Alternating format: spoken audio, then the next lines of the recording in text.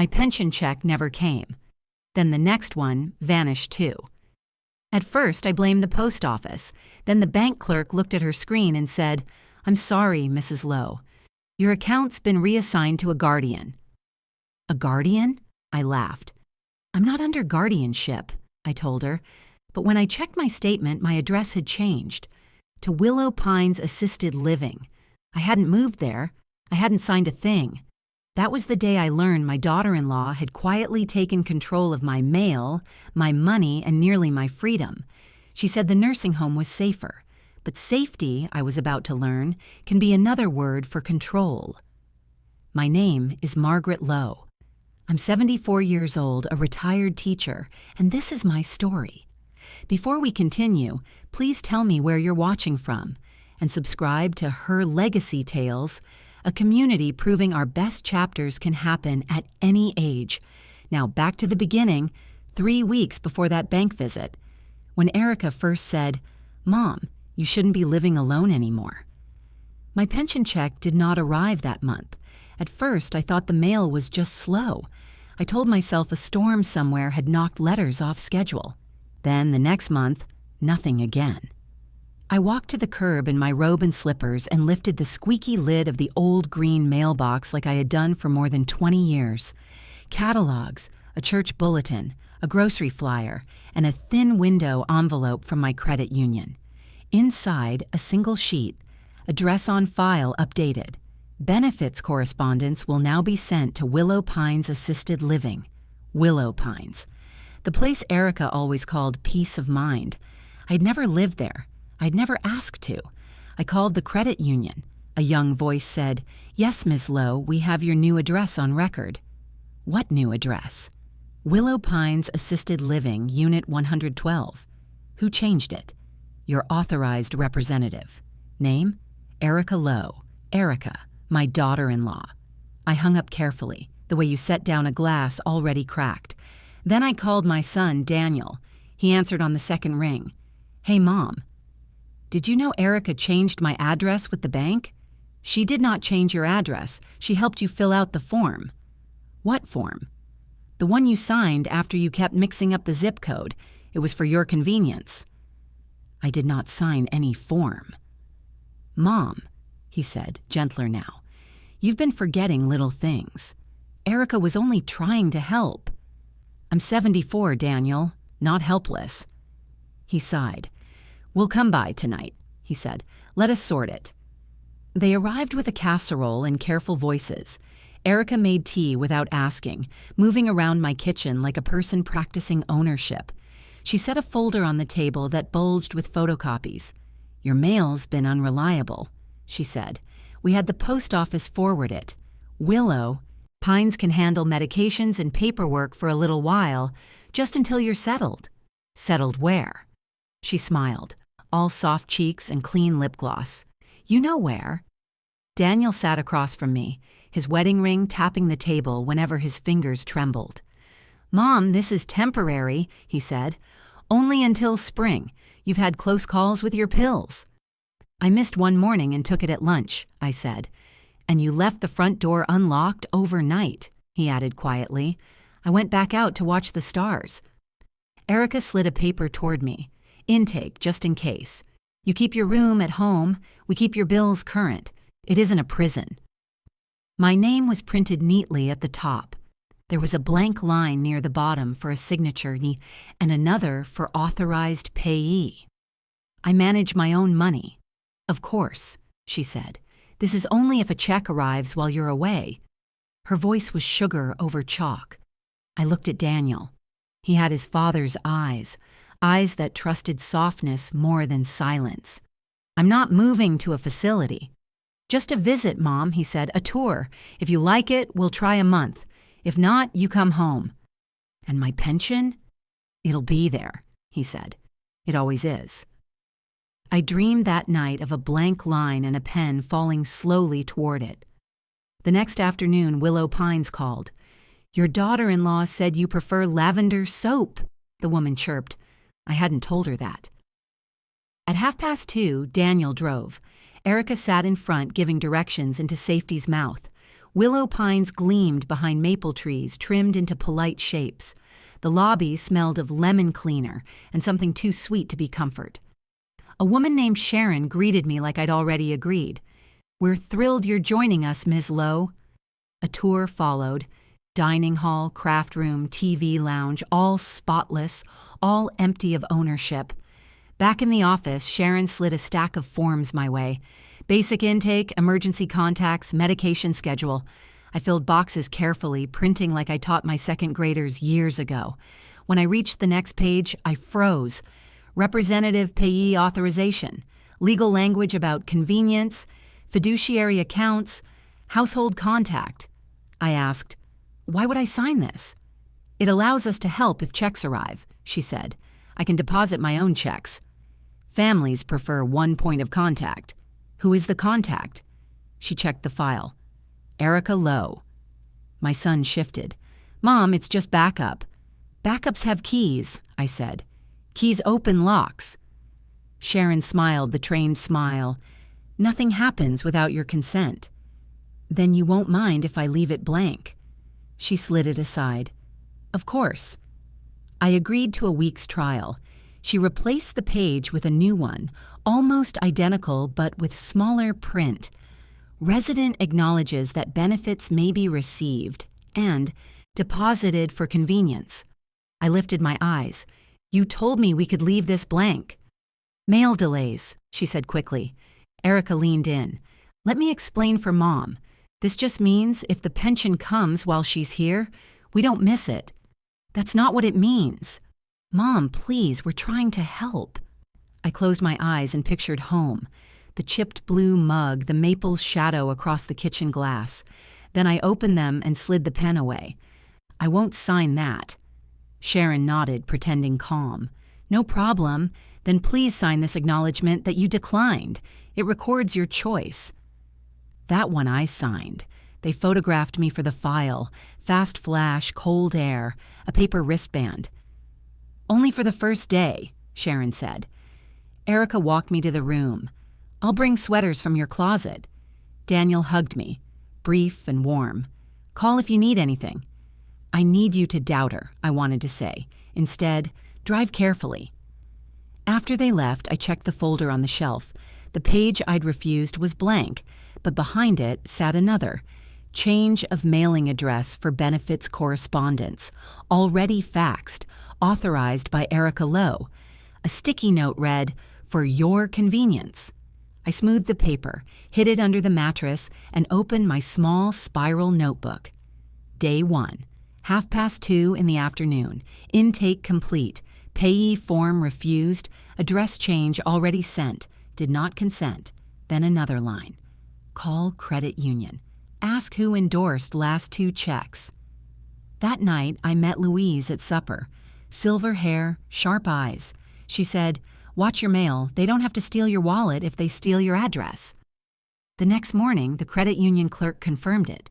"Your last check was received and deposited into the fiduciary account." My account? Your household contacts account. Name? Erica Lowe. I hung up, thanked her politely, and wrote every word down. Later, Tom, my neighbor, brought 2 unopened envelopes from the federal pension office, both marked "Action Required." I hid them in my waistband and opened them alone. Representative Payee Request Received, Representative Payee Authorized, all signed by Erica. I whispered to the empty room, "If they can get my pension, they can get everything." That evening, Sharon appeared again. One quick acknowledgement about benefits processing. The same line waited. Resident authorizes Willow Pines to receive, endorse, and deposit benefits for convenience. "Take it away," I said. "We'll have to notify your household contact," she warned. "Do what you need to do." When she left, Erica appeared moments later. "Just checking on you, Margaret. How are we adjusting?" She looked at the table, noticed the missing form. Her smile cooled. "Let's not make this harder than it needs to be." She leaned closer. "The benefits office might ask questions you're not ready to answer about your stability." "I'm not confused," I said. "I'm careful." She studied me like a safe she meant to open. Good, then sign the page when they bring it back. When she left, I wrote one more line in the notebook. They will try again. Do not sign. Find a lawyer. Moments later, the intercom crackled. Ms. Lowe, please return to admissions for one last signature. I stood, notebook in hand, and whispered, not today. Then I walked down the hall toward whatever waited behind the yellow clipboard. The next morning, Willow Pines looked ordinary. Sunlight across polished linoleum, bird song drifting through ceiling speakers, and nurses moving with the calm precision of people who believe they are helping.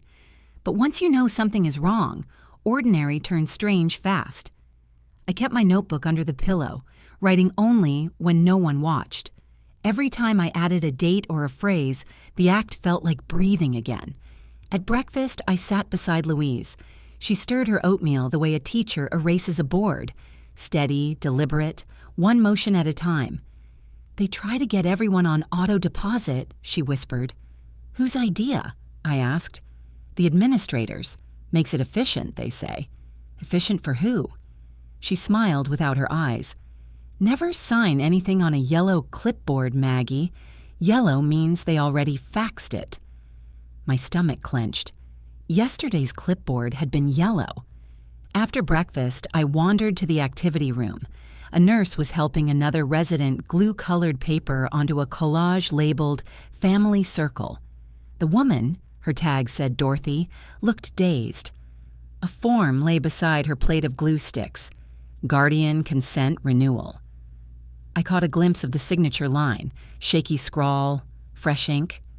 Dorothy, I said softly, did you read it first? She blinked. Erica said it's just routine. Erica. My daughter-in-law worked part-time in the family relations office. She wasn't just meddling, she was embedded. At noon, I called the front desk, asking for copies of all my signed paperwork. The receptionist sounded startled. Those are kept in administration, ma'am. I'll make a note. Within minutes, Sharon appeared at my door, smile taut as ribbon. Of course you may have copies, Ms. Lowe. We simply need 24 hours to prepare them. Thank you, I said evenly. Are you expecting mail? Yes, I lied. A package from my lawyer. Her eyelid twitched. We'll alert you if it arrives. When she left, I wrote another line. Asked for copies at noon. Denied immediate access. That afternoon, Louise and I joined chair yoga. Halfway through, she whispered, There's a storage closet behind the craft room.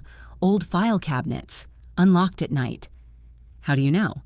I like puzzles, she said, stretching toward the ceiling instead of the truth. After dinner, I sat in the lounge pretending to watch television. Most residents nodded off. At 9:30, I slipped down the corridor toward the craft room. The door to the closet was unlatched. Inside, a single bulb cast yellow light over rows of gray cabinets. Folders labeled in block letters, accounts, admissions, incident reports. I opened the drawer marked Residence A.L. There it was, Lowe, Margaret A. I flipped pages quickly. Inside was the very form I'd refused to sign. Only this one had my signature, a perfect copy. Even my small flourish on the G. But I hadn't written it. My hands shook so hard the pages rattled. At the bottom was a date. 2 days earlier, time-stamped 11:30 in the morning, the same hour Sharon had been in my room saying, "One quick acknowledgement." They'd filled it in after I refused. I pressed the folder shut, heart pounding loud enough to hear. I took my phone from my sweater pocket, snapped 2 photos, then replaced the papers exactly as I found them. Evidence. When I turned to leave, a shadow blocked the light. Ms. Lowe? It was the night nurse, Carol. Couldn't sleep, I said. Old teacher habit, grading papers in my head. She tilted her head, suspicious, then smiled faintly. Next time, call me. We can make tea instead of breaking into records. I wasn't breaking into anything, I said, but my voice trembled. She looked at me for a long moment and whispered, "Be careful. People think this place keeps them safe. It keeps them quiet." I barely slept.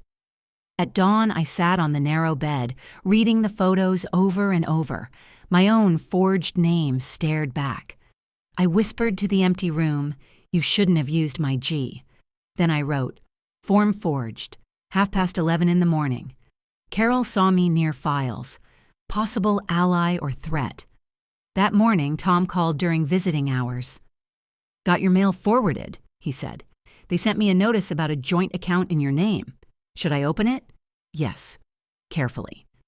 He called back 10 minutes later, voice tight.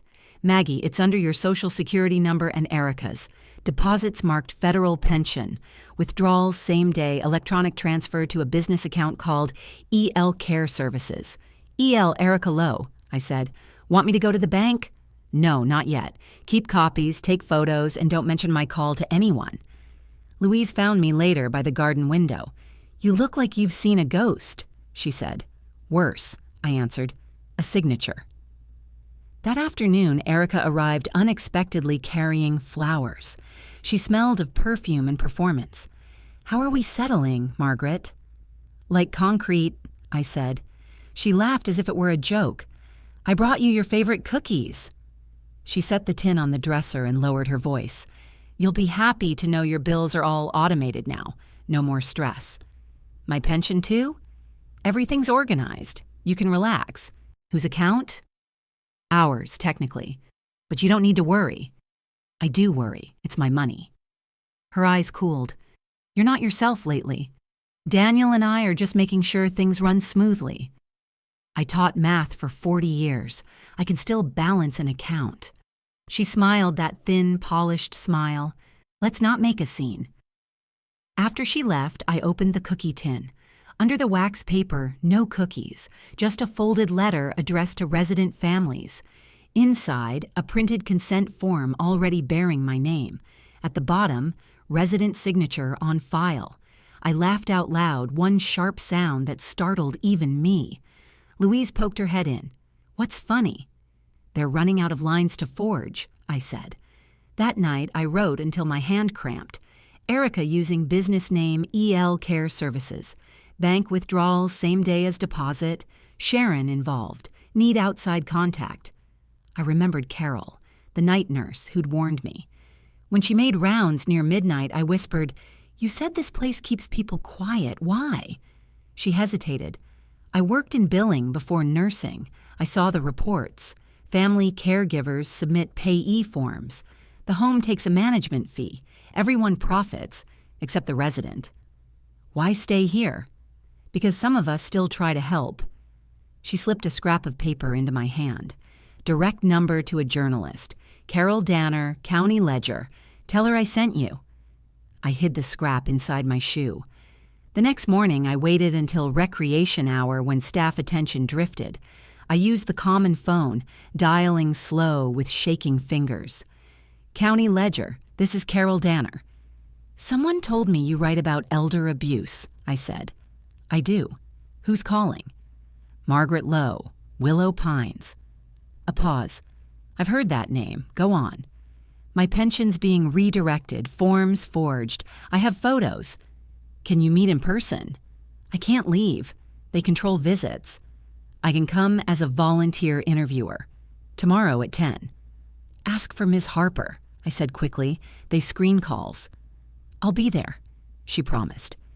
That night, I dreamt of my classroom again.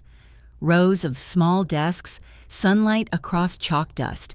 I used to tell my students, "Keep your work neat so truth has room to stand."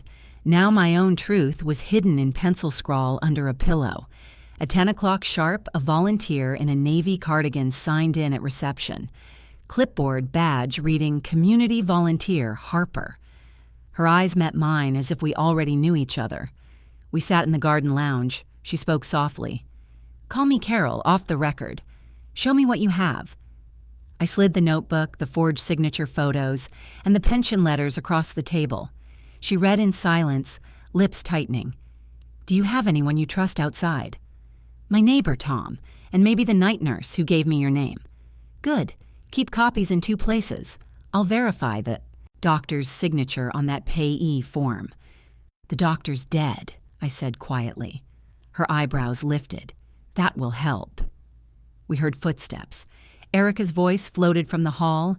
Everything okay here? Carol smiled pleasantly. We're discussing volunteer literacy sessions. Lovely, Erica said, her eyes sharp. She lingered, pretending politeness. Mom, I'll take you to lunch later. Don't overdo it. When she left, Carol exhaled. She suspects something. She always does. I'll file inquiries today, Carol said.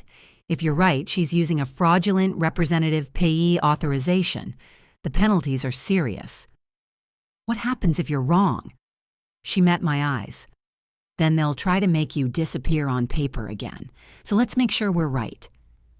After she left, Louise leaned over. Friend of yours? Maybe our last one, I said. That evening, I noticed the staff computer at the nurses' station left unlocked. While they dealt with a delivery, I leaned over and typed my last name. A list appeared. Lowe, Margaret A., status, long-term, payee, EL Care Services, responsible party, Erica Lowe. I hit print before anyone looked up. The printer in the hall spat out 2 pages. I folded them into my cardigan pocket and walked back to my room as if nothing had happened. Later, Carol Danner called from a private number. Confirmed it, she said. Doctor's license retired 5 years ago. The signature's traced from an old form. I'm notifying the state fraud unit. Will they protect me? They'll open a file first. That's how protection starts. On paper. Everything starts on paper, I said. The next morning, Sharon entered with her clipboard smile replaced by a thin line. Ms. Lowe, we've had an administrative review. Your status is changing to permanent resident pending evaluation. I never agreed to that. She placed a new form on the bed. Sign here to acknowledge receipt. I read the fine print. It transferred all mail and account notifications to responsible party. Erica Lowe. I looked up. No. Then we'll have to note refusal due to confusion. I'm not confused. She leaned closer. You're making this difficult. Good, I said. Difficulty is how truth survives. She straightened. I'll inform your family. Please do. As she left, I wrote, they're escalating. Need outside witness soon. At lunchtime, Louise whispered, Tom's here. Through the glass doors, I saw him arguing with the receptionist. They say visiting hours ended, he mouthed when he caught my eye. I slipped my notebook into my cardigan and walked briskly toward the exit. Sharon blocked me. Where are you going? To greet my mailman, I said. He isn't authorized. He is now. Behind her, Tom raised a manila envelope. Inside were photocopies of every bank. Statements showing withdrawals under EL Care Services. He held it up like a flag. Sharon's eyes widened. Those are confidential. They're mine, I said. A security guard appeared, confused. Tom handed the envelope to me. Keep these safe, he said, loud enough for witnesses. I will. I tucked them inside my cardigan, heart pounding. Sharon ushered him out, promising clarification paperwork. When the door shut, she turned back to me. You're violating procedure. So are you, I said.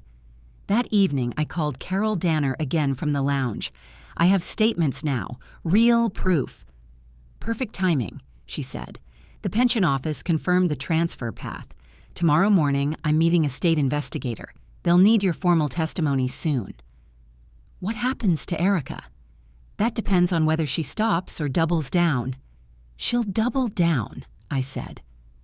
After hanging up, I stared at the maple trees outside. Leaves fluttered like nervous hands. Louise sat beside me quietly. What if they move you before morning? She asked. Then you give this to the journalist, I said, pressing the notebook into her hands. She hesitated. Maggie, that's your lifeline. And now it's ours, I said. Promise me you'll keep it until you hear from me again. She nodded slowly. People think we're old, she whispered.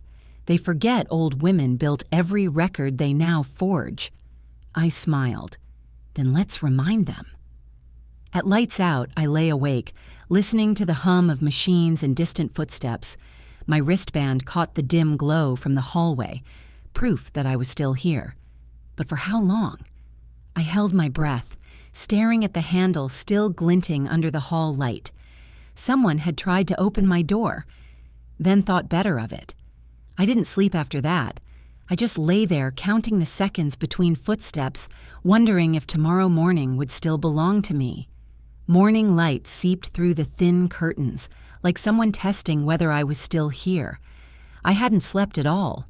Every sound, shoes on linoleum, carts rolling past, the faint click of keys, made my heart trip over itself. When breakfast came, I wasn't hungry. I pushed the eggs around my plate until Louise leaned in and whispered, "Still breathing?" "Barely," I said. "Good. Then it's a fair fight." She slipped me my notebook, wrapped in a napkin. "I made a copy of the important pages last night," she said quietly. "If they search your room again, you'll still have proof." I wanted to hug her, but we were in view of the cameras. I just nodded. That was the first time I really realized, I wasn't fighting this alone. At 9:30, Sharon knocked on my door with a forced smile. "Ms. Lowe, the administrator would like a quick chat before your physical therapy." "Who?" "Mr. Green, our executive director." The way she said his name made it sound like a threat wrapped in professionalism. His office was behind frosted glass, tidy in a way only someone else's money can buy. He gestured for me to sit. "Margaret, I understand there have been misunderstandings." "Forgery isn't a misunderstanding," I said. He smiled thinly. "Your family is very concerned. They've provided documentation to ensure your safety. It's best to avoid confusion while the review continues." "I'm not confused," I said slowly. "But you should be." He leaned forward, lowering his voice. "We're required to act on the Guardian's instructions until proven otherwise. If you resist, it complicates matters." "I'd call it exposing crimes," I replied. He stood, clearly done pretending. "Please remain cooperative, Ms. Lowe. We only want what's best for you." I stood too. I stopped believing that sentence the moment someone forged my name. Back in my room, I checked my dresser. My notebook had been moved, not taken, just shifted, like someone had touched it to remind me they could. I sat down hard, breathing through the shake in my hands. At 10 o'clock sharp, my phone buzzed. A text from an unknown number. "Meeting with investigator confirmed. 1 o'clock tomorrow at the county ledger office. Bring documents if possible. Confidential. CD tomorrow." If I could just make it to tomorrow. Louise joined me for lunch, carrying a folded newspaper like it was contraband. Front page, small headline. "State opens inquiry into representative payee fraud at senior facilities." No names, no details, but I knew. This was Carol's doing, proof the system had finally noticed. "They'll come looking for who talked," Louise warned. "They already are," I said. That afternoon, Sharon came in again, clipboard in hand. "Congratulations, Ms. Lowe. You're being transferred to our memory care wing for observation. Doctor's recommendation." "What doctor?" She smiled. "Dr. Lin." My throat tightened. "He's been retired for 5 years." "Not according to his new evaluation." She held out a single-page form, his name printed neatly at the bottom. "I suggest you pack light," she added. I didn't answer. I just stared at the paper until she left the room. When the door closed, I whispered, "If they move me there, I disappear." I opened my notebook and began listing options. Option 1, call Carol Danner, Warner. Option 2, get Tom to retrieve me. Option 3, find another way out. At 3 o'clock, the recreation bus idled outside, waiting to take residents to the park. 2 aides called names. Mine wasn't on the list, but Louise's was. She leaned close as she stood. "If you see a way out, take it," she murmured. I watched through the window as the bus pulled away, feeling a sting of envy at her freedom. I waited until the hall quieted. Then I pulled on my cardigan, tucked the notebook and bank statements inside, and stepped into the corridor. My plan wasn't elegant, just desperate. The delivery exit at the back opened to a small parking lot. If I could reach it, Tom's shop was less than 2 miles away. I used to walk that distance every day for work. Halfway down the hallway, a nurse stopped me. "Where are you headed, Ms. Lowe?" "Mailroom," I said. She nodded absently, returning to her cart. I kept walking. The door marked "Deliveries Only" had a keypad lock. I tried the handle anyway, loose. They'd propped it open for the afternoon shipment. Outside, the air hit me like an old friend, cold, real, free. For a second, I just stood there, breathing it in. Then a voice behind me said, "Going somewhere?" Erica. She stepped out from behind the maintenance shed, phone already recording. "Mom, please don't do this," she said loudly, her tone rehearsed for witnesses. "You're confused again. You'll hurt yourself." "I'm not your mother anymore," I said. Her eyes flickered, but she kept the camera steady. "This is exactly what I told them. You're paranoid, delusional. Come back inside." She reached for my arm. I pulled back. "If you post that video, I'll make sure the caption says, 'Elder abuse in plain sight.'" Her mouth twitched. "Don't threaten me." "Then stop pretending to care." We stood there like two actors who'd forgotten the next line. Finally, she lowered the phone. "You think anyone will believe you?" "I don't need them to believe," I said. "I need them to look." She turned, furious, and walked away. I slipped out the gate while she was still yelling at someone on her phone. The road outside Willow Pines curved toward the main street. I walked fast, head down, cardigan pulled tight. Every sound behind me felt like footsteps. I kept thinking about that note. Bring documents if possible. The envelope in my pocket felt heavier with each step. By the time I reached Tom's hardware store, my legs trembled. He looked up from the counter, startled.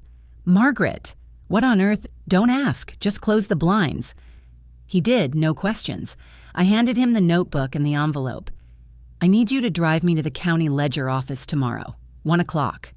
He hesitated. "Does Daniel know where you are?" "If he calls, tell him I'm safe and with counsel." He frowned. "This is getting dangerous." "It's already dangerous," I said. "Now it just has witnesses." He nodded slowly. "You can stay in the office tonight. Lock the door from the inside." I thanked him and sank into the old leather chair behind his desk. It smelled like sawdust and trust. That night, the town outside the window felt distant, almost imagined. Cars moved past in streaks of light. I kept checking my phone for updates. Nothing. At some point, exhaustion won. I fell asleep with the notebook clutched to my chest. When I woke, it was still dark. A single text blinked on the screen. "Erica reported you missing. Police may arrive. Don't panic." CD. My stomach dropped. Missing. That word meant they could drag me back for my safety. I had to reach Carol first. At dawn, Tom brought coffee and 2 bagels. "You sure about this?" he asked. "Yes." He handed me a spare jacket. Then we moved fast. We left just after 10, taking the back road toward downtown. Every car that passed made me flinch. Tom kept talking softly. Stories from the old store, jokes about customers who returned broken tools. But my mind was elsewhere. If Carol's article went public, Erica would lose control. If it didn't, I'd lose everything. When we pulled up outside the newspaper office, my hands shook so badly Tom had to unbuckle my seatbelt. Inside, the lobby smelled of ink and rain. A receptionist glanced up. "Can I help you?" "Tell Miss Danner her 10 o'clock is early," I said. 5 minutes later, Carol appeared, hair tied back, eyes sharp. "You made it," she said quietly. "Barely." She led me to a small conference room. The walls were lined with framed front pages, scandals, lawsuits, victories. I hoped mine would never need a headline. I laid the papers out on the table. Pension statements, forged forms, the fake doctor's signature. She photographed each page, methodical and calm. "This is solid," she said, "but we'll need official confirmation from the bank. That might take a day." "We may not have a day," I said. She nodded. "Then I'll file a preliminary complaint now. The investigator I mentioned, Mr. Porter, can expedite a freeze on all accounts under your name. What about the nursing home?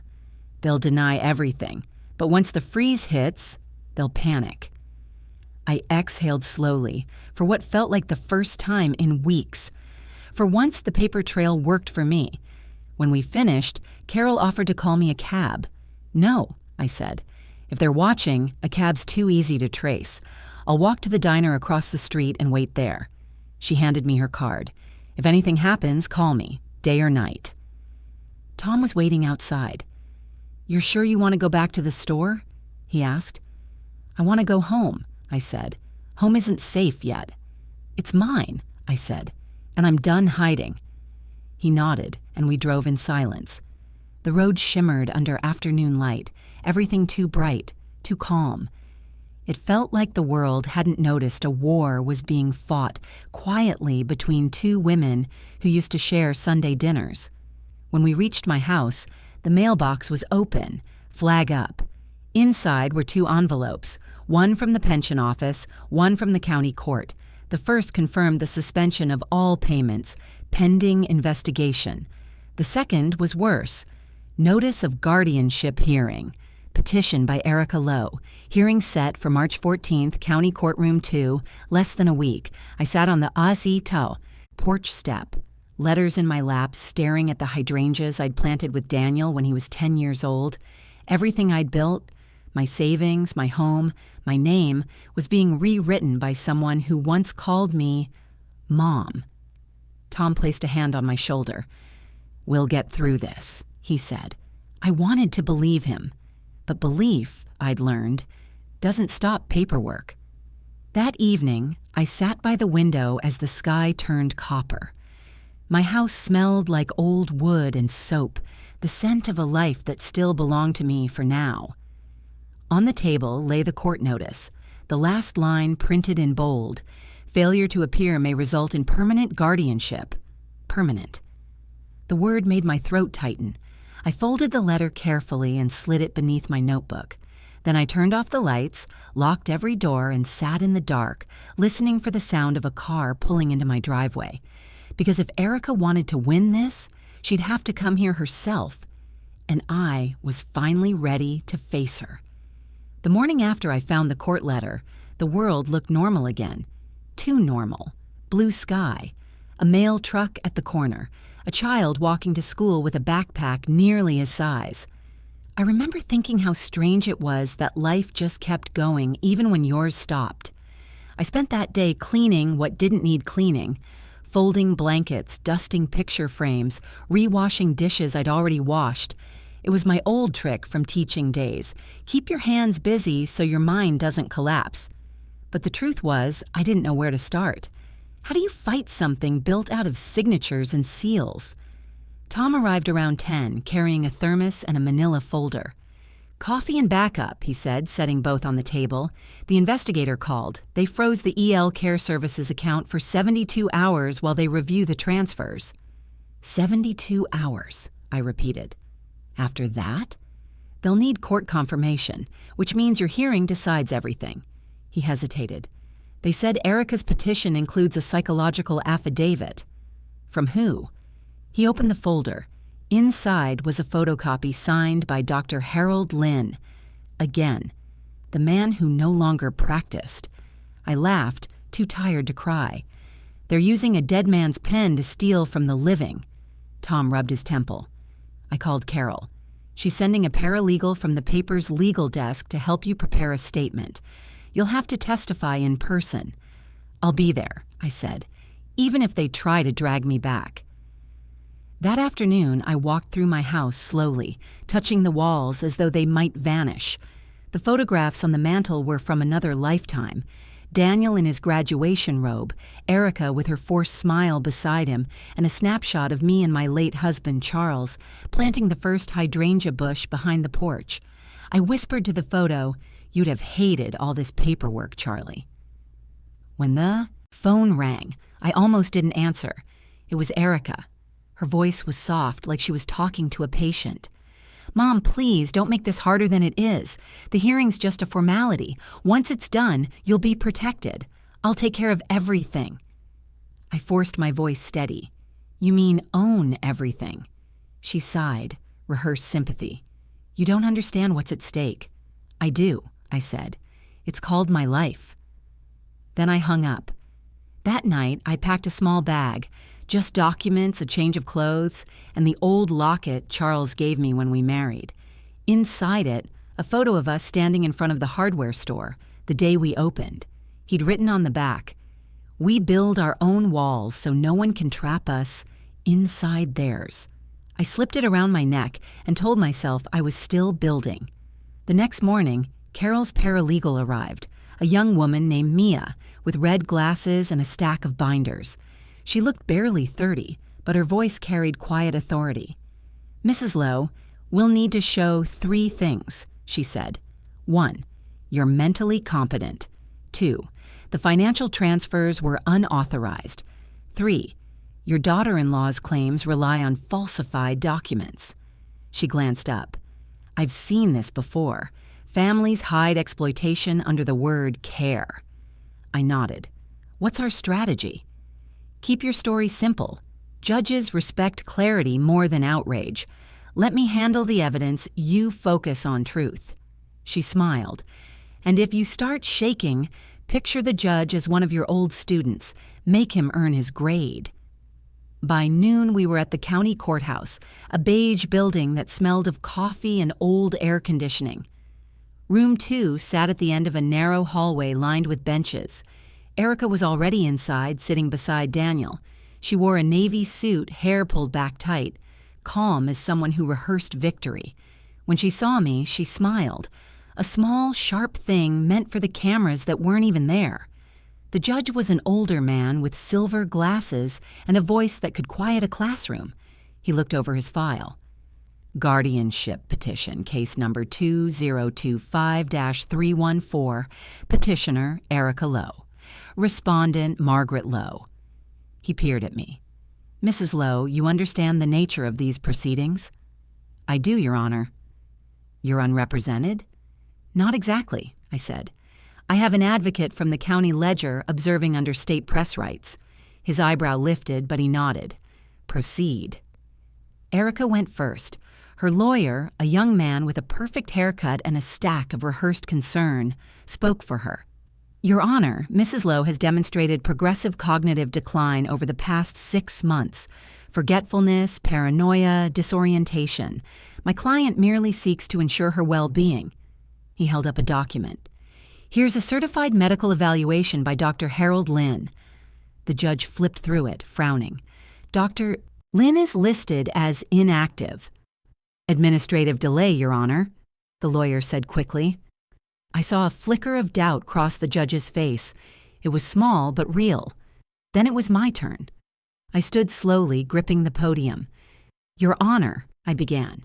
I taught mathematics for 40 years. If I were losing my mind, I'd be the first to calculate it. A few people in the gallery chuckled softly. I didn't forget my finances. Someone else remembered them too well. The signatures you have in that file aren't mine. They were traced. The doctor they cite hasn't practiced in 5 years. The business account they created has my pension number attached to it. And if you need proof, I brought it. Mia handed the judge a binder. Inside were copies of the forged forms, the bank withdrawals, and the email from the investigator confirming Dr. Lynn's retirement. The judge skimmed each page, his expression tightening. He looked up at Erica's lawyer. Counsel, did your client verify this physician's current licensure? The lawyer swallowed. My client acted in good faith. Good faith requires a living doctor, the judge said dryly. Erica shifted in her seat, her calm cracking for the first time. Mom, she said, trying for pity, this isn't about money. It's about your safety. I looked right at her. Then why did safety need its own bank account? A murmur rippled through the courtroom. Even the clerk paused mid-note. The judge leaned back, steepling his fingers. Mrs. Lowe, I'm ordering a temporary suspension of guardianship authority pending further investigation. All funds are to remain frozen until the conclusion of the fraud inquiry. He turned to Erica. You may not access or manage any accounts in the respondent's name. Do you understand?" Her jaw tightened. "Yes, Your Honor." The gavel hit wood once, but the sound felt like thunder. Outside the courtroom, reporters were already gathering. Carol Danner stood among them, notebook in hand. "Mind if I quote you, Mrs. Lowe?" she asked. "Not yet," I said. "The story's still happening." Tom drove me home in silence. When we reached the house, I sat on the porch step, too drained to move. The air smelled of wet grass and smoke from someone's fireplace down the street. For the first time in weeks, I didn't feel trapped, but I didn't feel free either. It was something in between, a pause before the next page. That evening, as I sorted through the paperwork, I found a message slipped under my door, a plain envelope. Inside, a single sheet that read, "Some people don't forgive exposure. Be careful. No signature." I showed it to Tom. He frowned. "She's angry, maybe scared." "She's cornered," I said, "and cornered people bite." At 8:30 that night, the phone rang again. Unknown number. I almost didn't answer, but something told me to. The voice was low, male, unfamiliar. "Mrs. Lowe? This is Investigator Porter with the State Fraud Division. We received confirmation that the forged physician's signature links to a set of documents filed by Willow Pines administration. We need to interview you tomorrow morning." "Here?" I asked. "At your residence, if possible. 9 o'clock. "I'll be ready." "Please keep this confidential until after our visit." "I've learned how," I said. After the call, I sat quietly for a long time. Outside, the neighborhood was still, the kind of silence that holds its breath before something happens. I made tea, left the porch light on, and opened the curtains just enough to see the street. Every set of headlights made my pulse jump. But no one came. At 11, I finally tried to rest. Sleep came in thin threads. When I woke, it was still dark. The clock said 5:23. Through the window, I saw movement, 2 figures near the mailbox. I stayed still, heart hammering, watching. They opened the lid, took something out, and walked away toward a car parked under the streetlight. I couldn't see faces, just silhouettes. But I recognized the way one of them tilted her head when she talked. Erica. I waited until the car disappeared, then crept outside. The mailbox was empty except for a torn corner of paper stuck inside. All I could read were 2 words, "Case pending." It looked like official mail, court or state letterhead. They'd taken something meant for me. I stood in the cold street, hands shaking, the sky beginning to pale behind the rooftops. I wanted to scream. Instead, I whispered, "You can't erase me with paper." Then I walked back inside and locked every door. When 9 o'clock came, 2 investigators arrived, Porter and a young assistant named Harris. They carried briefcases and that bureaucratic calm people wear like armor. Porter showed his badge. "We appreciate your cooperation, Mrs. Lowe. Mind if we record?" "Please do," I said. For 2 hours, I told them everything. Dates, forms, names, the yellow clipboard, even the night someone tried my door at Willow Pines. They listened carefully, taking notes. When I showed them the printed bank statements, Porter nodded. "This is strong evidence. We've confirmed at least 8 other residents experienced similar unauthorized transfers." "So it wasn't just me," I said quietly. He shook his head. "No, ma'am, but you're the only one who fought back." They left near noon, promising to return once the state subpoenaed the facility's internal files. When their car pulled away, I closed the curtains again and sat at the table, staring at the empty teacup in front of me. The house was silent except for the tick of the clock and the faint hum of the refrigerator. That's when I heard it, an envelope sliding through the mail slot. I froze. It was thin, cream-colored, no return address. My name typed neatly on the front. I opened it slowly, afraid of what silence might spill out. Inside was a single sentence, typed on plain paper. "You should have stayed quiet, Margaret. No signature, no return address. Just that." My hands trembled as I read it again and again. For the first time, Fear felt heavier than anger, but under it, something stronger began to rise. The same stubbornness that got me through 30 years of teaching teenagers who swore math would ruin their lives. I folded the note, placed it beside the others, and whispered, "If they wanted me quiet, they picked the wrong teacher." Then I turned off the porch light, checked the locks one last time, and sat in the dark waiting for morning, because I had a feeling tomorrow wouldn't wait for me. The morning after that anonymous letter, the world outside my window looked washed clean by rain, but nothing inside me felt clear. I sat at the kitchen table staring at the note. "You should have stayed quiet, Margaret," and thought about how easily silence becomes a weapon. For years, I'd taught children that math was about patterns. Now I was living inside one: fear, control, retaliation, repeat. At 8 o'clock sharp, the phone rang. It was Carol Danner. Her voice was brisk but careful. "We got your investigator's report. The fraud division confirmed the forged doctor's license, and the nursing home's administrative head resigned overnight." "Resigned," I said. "That's one word for it. Another would be fled." She hesitated. "Margaret, there's more. The Attorney General's office wants to interview you for a formal complaint. They're building a case that could go statewide." I stared at the note again. "I think they already know I'm involved." "Then don't be alone," she said quickly.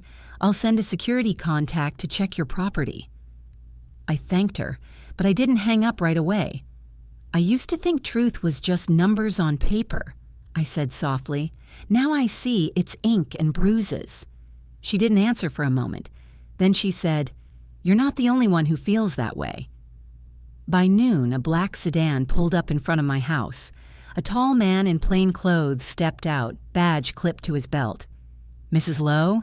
"Detective Marshall, County Fraud Unit." Ms. Danner briefed us. "Mind if I take a look around?" "Please do." He checked the mailbox, the door frames, the windows. When he came back, he said, "Looks like someone's been collecting your mail for a while. We found adhesive residue in the box. Tape marks, classic interception method." "Erica," I said quietly. "Could be," he replied, "or someone working with her." He handed me a small card. "If you see anything, cars parked too long, strange calls, you call this number. Don't use your landline."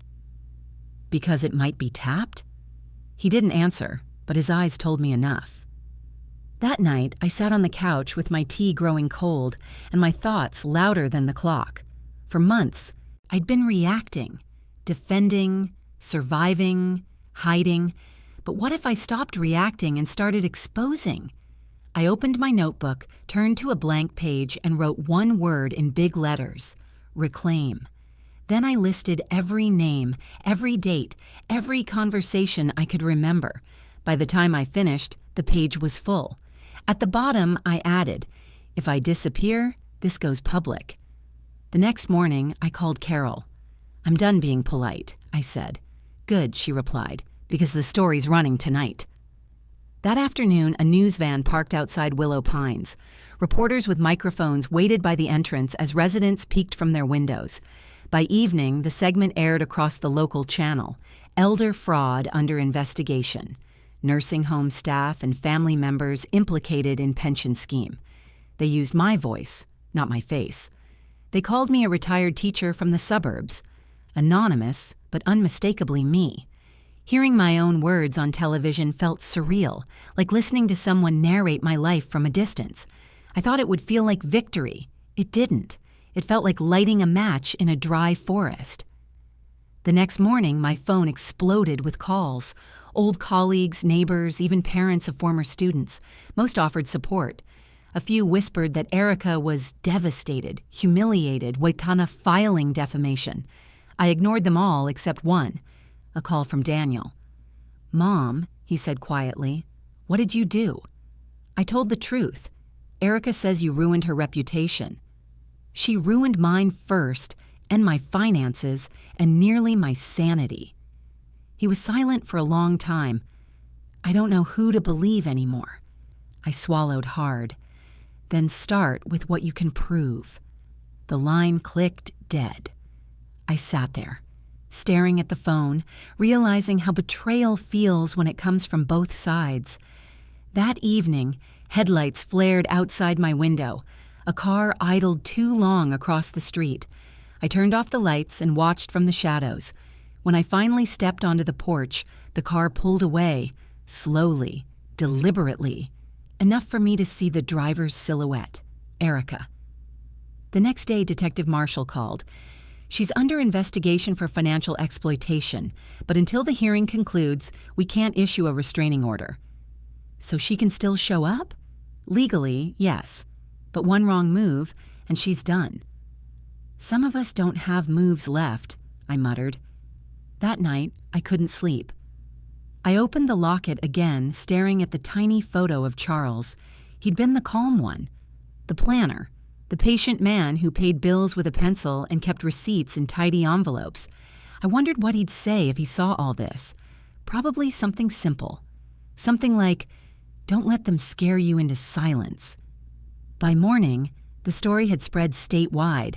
The paper published names. Mine was still protected, but Erica's wasn't. Erica Lowe, daughter-in-law of alleged victim, denies wrongdoing. Her photo was everywhere. Around noon, she called again.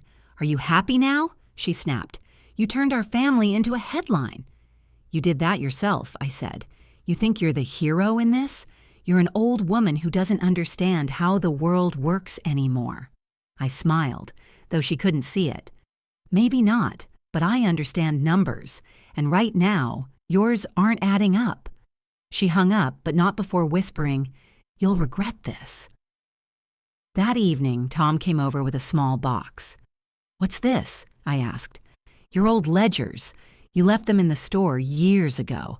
I figured if you're building a case, you'll want every piece." I opened one. Inside were columns of figures, neatly written in blue ink. Rent payments, pension deposits, check balances, all proving I'd been competent long before Erica started her care plan. I felt tears sting my eyes. "These are my receipts," I whispered. Tom smiled softly. "Then show them the math." The next day, Carol called with good news. The Attorney General's office is pressing charges against the facility for falsified medical documentation, and Erica's facing separate counts for financial coercion. I exhaled for what felt like the first time all week. What happens next? They'll subpoena your testimony again, but this time you'll walk in as the plaintiff, not the victim. I sat down, hand trembling slightly. "Plaintiff," I repeated. The word felt foreign, heavy, but right. That night, I wrote in my notebook again, the page almost full now. At the bottom, I added, "Truth compounds interest." It was something I used to tell my students, that honesty, like savings, grows if you keep it long enough. 2 days later, I was back at the courthouse sitting under the same fluorescent lights, wearing the same cardigan. But this time, I wasn't alone. Behind me sat other families, children of residents from Willow Pines, all holding folders, letters, receipts. Each of them had their own story of missing checks, redirected pensions, routine forms. I realized my fight had started something larger. Erica arrived flanked by 2 lawyers. She looked smaller than before, her confidence thinning under the fluorescent light. When she passed me, she didn't look up. The judge entered, calm and unreadable.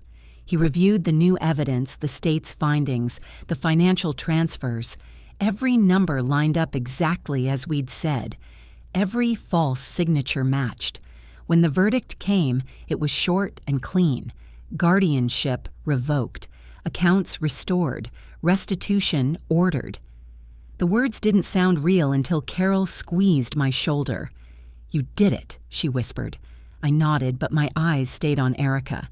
She was staring at the table, jaw trembling, not with guilt but fury. I almost felt sorry for her. Almost.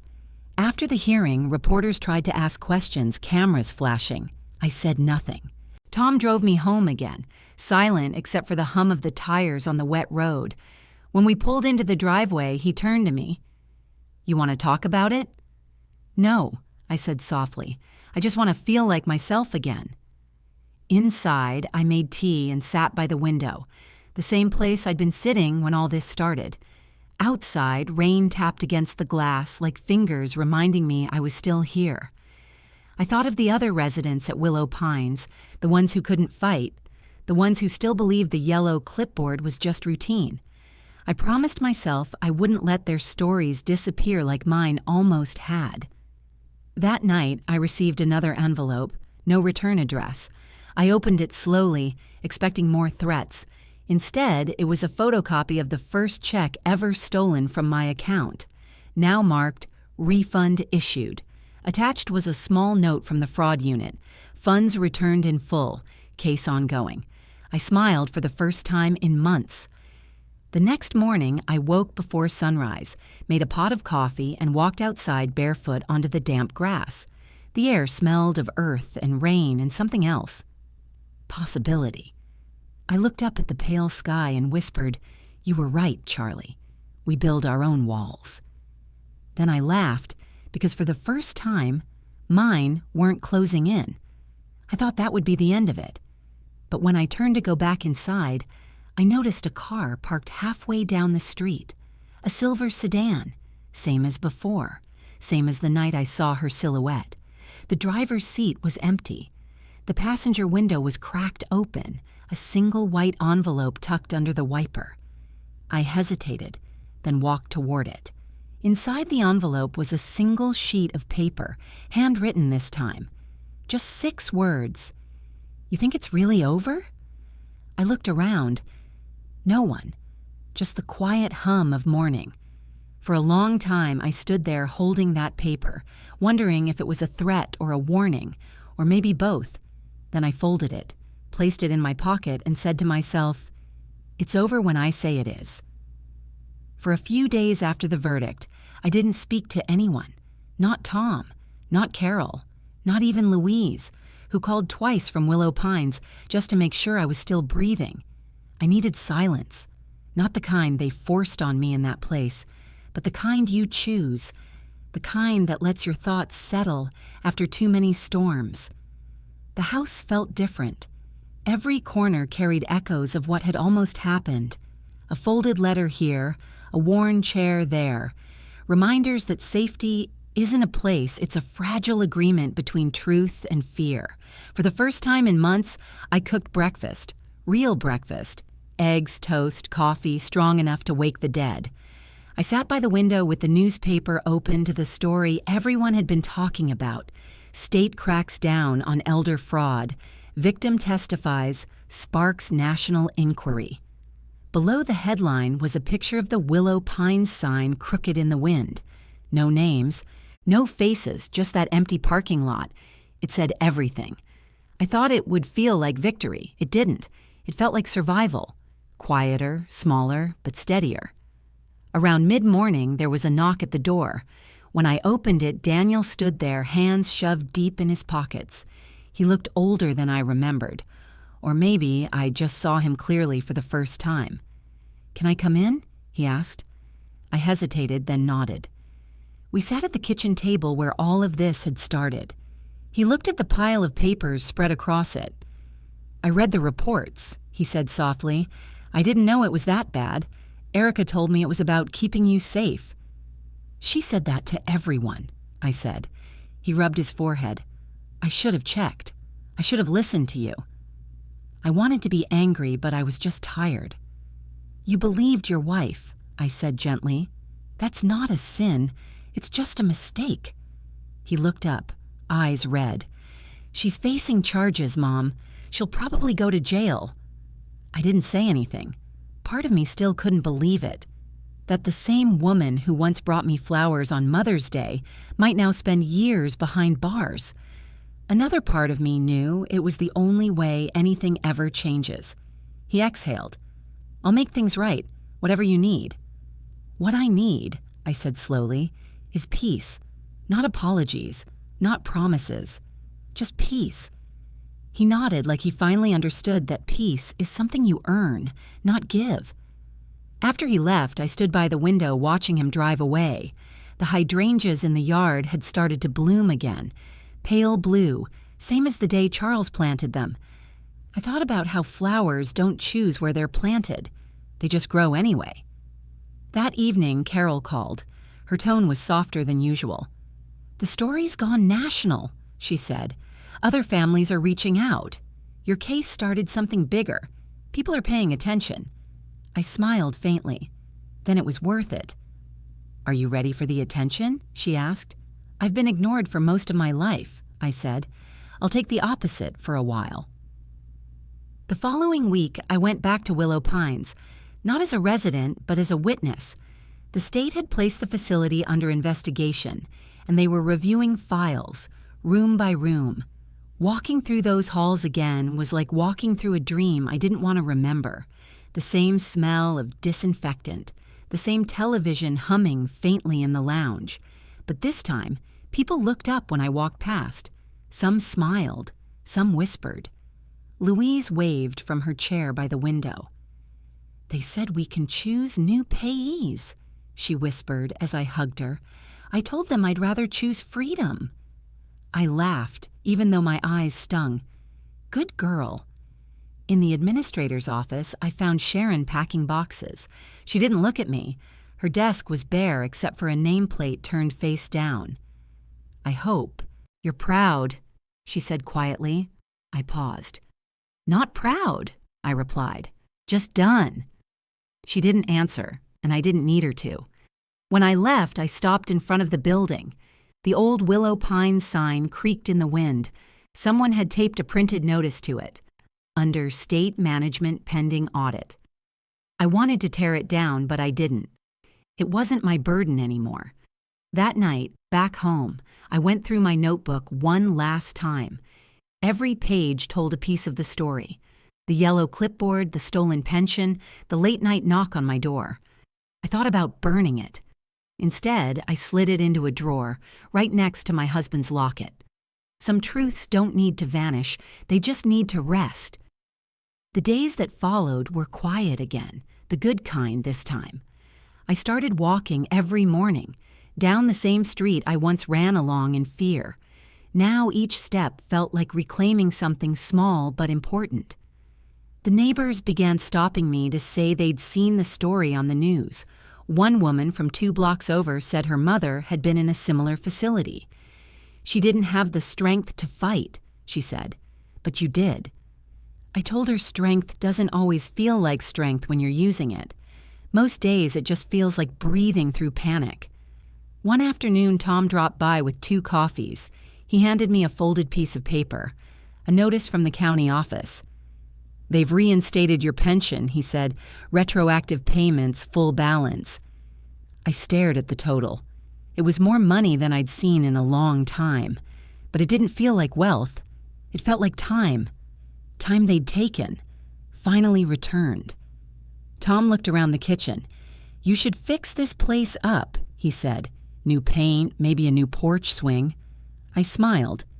"Maybe I'll start with curtains," he grinned. "Or maybe you'll write a book." I laughed. "About what?" He tilted his head. "About how truth looks ordinary until someone steals it." I thought about that long after he left. That night, I sat on the porch with a cup of tea, watching the sky shift from pink to violet. Somewhere in the distance, a train whistle echoed. It reminded me of the sound the old school bell used to make when class ended, a signal that something had been learned, even if it hurt. My phone buzzed, a text from an unknown number. "You're on television again." I opened the news site. They'd aired a follow-up segment, interviews with other families, the governor promising reforms, new oversight laws named after the victims. At the bottom of the article, one line stood out.